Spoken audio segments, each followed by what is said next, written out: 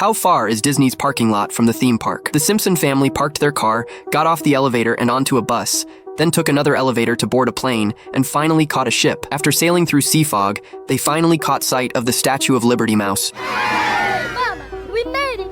Mama?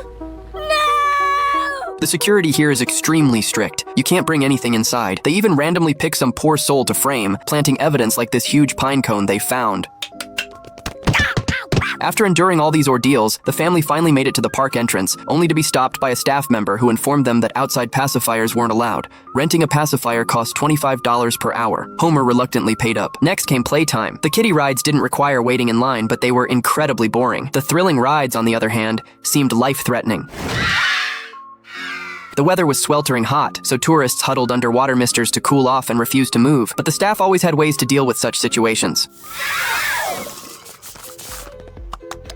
After walking around, Homer was both thirsty and exhausted, no longer wanting to stay. Just then, Bart spotted an interesting new attraction, but Lisa noticed it wasn't marked on the map. Homer told everyone not to worry, and the family went inside. They took their seats and waited for the ride to launch. The attraction shed its disguise, revealing a UFO underneath. This is so fake! Soon, the spacecraft lifted off from Earth, though the family still had no idea what was happening. Prove it. At that moment, a large screen activated. It turned out aliens had abducted them. The aliens told them not to worry and said they could order whatever food they wanted and it would appear. Potato chips. Sure enough, a potato chip soon came floating by.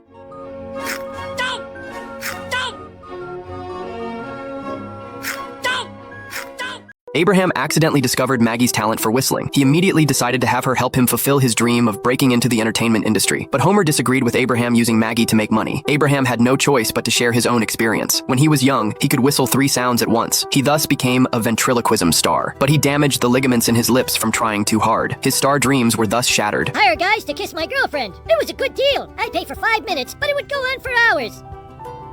When the time was right, I'd make my move. Unexpectedly, Maggie had inherited his talent. He immediately decided to become Maggie's mentor and send her to the audition stage. The first step in whistling is learning to imitate sounds. Abraham had Maggie learn bird calls. And Maggie's talented, Lisa's talented. What am I good at? The birds love you. Well, yeah, but they also love Grandpa. Go ahead, but my blood's turned to bile from watching Fox News. Maggie's outstanding whistling skills left a deep impression on the judges. Homer brought Maggie to the makeup room to wait, but discovered that parents were very strict with their children. The famous children had also become very rude in personality. Homer began to doubt whether the decision to let Maggie participate in the audition was correct. He didn't want to become a stage parent. Even more, he didn't want Maggie to become arrogant. He wanted Maggie to withdraw from this audition competition, but was firmly refused by Maggie. Then she picked up makeup and applied it to herself. Nothing I can do. In one moment, Maggie will stop being my little baby and belong to the world. I remember her when she was just a bit of bad news. Time for the greatest glory there is, reflected. Maggie ultimately still took the audition stage, but this time, no matter how hard she tried, she couldn't make any sound at all. At this moment, Bart suddenly discovered Maggie had grown a tooth. This was the real reason she couldn't whistle, but the audience felt they had been fooled. They shouted for Maggie to leave the audition stage. Homer went on stage and held Maggie in his arms. Even though Maggie had lost her whistling ability, she was still his most beloved baby. Pal, this is a talent show for babies. We ain't going for sweet.